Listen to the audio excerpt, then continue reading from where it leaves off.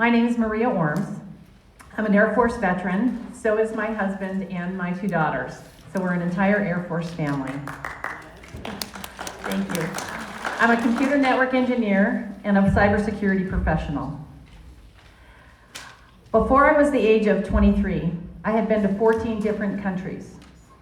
And what I realized was that the freedoms that we have in the United States are envied the world over. Even from countries we think of similar to our own, like parts of Europe. That's why everyone wants to come here. These freedoms that we sometimes take for granted, or that we used to take for granted, are going away. I've been told I don't sound like any other candidate, and that's because I'm not here to talk about roads. I will answer the questions at the end that you wanted everyone to answer. But I'm running for Colorado's governor because we live in a digital, technological world, and Colorado needs an executive leader that understands that world.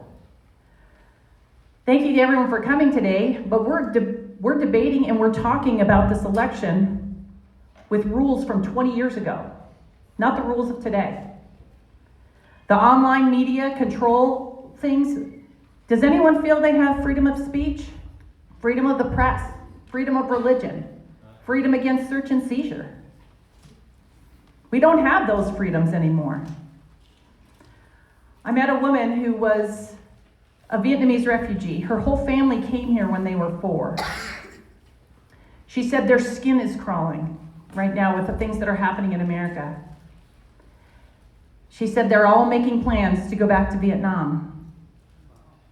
Even knowing, she said, that if there's a world war, no matter what happens, Vietnam will side with China. They know that. But they said Americans have been free for so long, they don't know what it looks like when their freedom starts to go away. So we're here talking about things like roads. You're being taxed already for roads and bridges that don't get fixed. You're being taxed out of your home. The American dream is going away. Our younger generations, younger professionals, I've met people making $125,000 a year. They can't buy a home. My first starter home was 1,600 square feet. If I hadn't bought that home, I wouldn't be in the home I had today, right? Why don't we have starter homes? Because government fees are too high. So we need to invest and fight for the American dream. We need to make sure that we have starter homes, and we need to stay in our homes. Because even if you own a home now, you're being taxed out of it. The settlers came to this country from Europe because they couldn't own anything. They couldn't own land, they couldn't own a home. They couldn't even hunt on land when they were starving because they didn't own that land. The American dream is worth fighting for.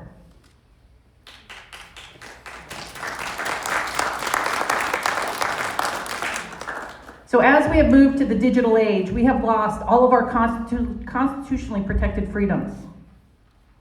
And I'm running because I want my freedom, and I want freedom for you.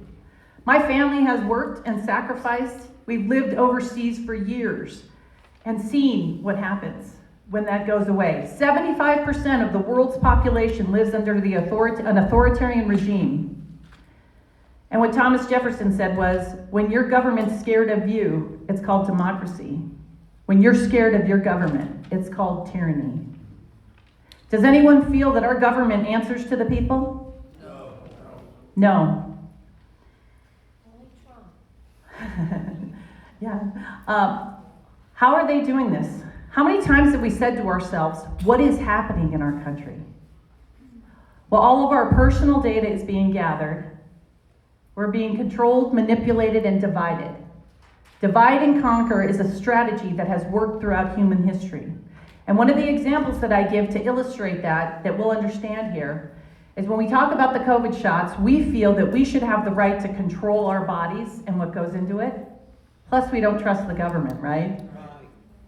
Well, on the other side, they don't even understand that argument. They don't see that argument. What they see in the media, in the press, and in their Google results is that you don't believe in science.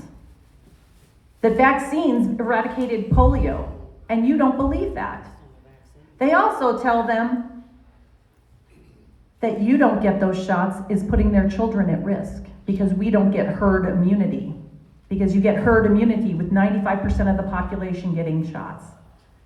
So they're pitting them against us while they pass these laws, while they take away our free and fair elections, while they control our legislatures and everyone who gets elected.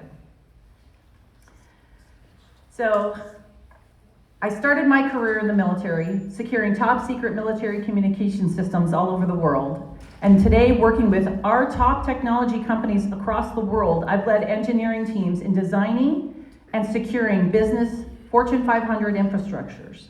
And I can tell you, the digital world controls everything you do. It controls our children, our education, the technology they use in our schools, what you purchase, what you buy at the grocery store, what you see to even buy, and all of our elections and what's happening. They're dividing us and conquering us. My slogan's called Colorado Together, because we need to come together, because the foundation of our government is crumbling and going away. And we can talk about all these other issues that are important. What everyone said up here today is true. But the real issue is that our government is not listening to the people. So to answer your questions, talking about ICE first, the state does not have the funds or the ability or the legal right to legislate immigration. That belongs to the federal government alone. I would partner with the state or with the federal government, but I would also want to have a word in how we are doing this to make sure our population's safe. As for the budget, the Legislative Budget Council, can I finish the question, said the reason why we have a budget deficit is because they took COVID funds, which were one-time funds, and made those ongoing programs. I would cut those programs. Easy answer. Cut the things that we didn't have the money to pay for to begin with. My name's Maria Orms. My website is mariaforcolorado.com, and I look forward to seeing everybody at the assembly. Thank you.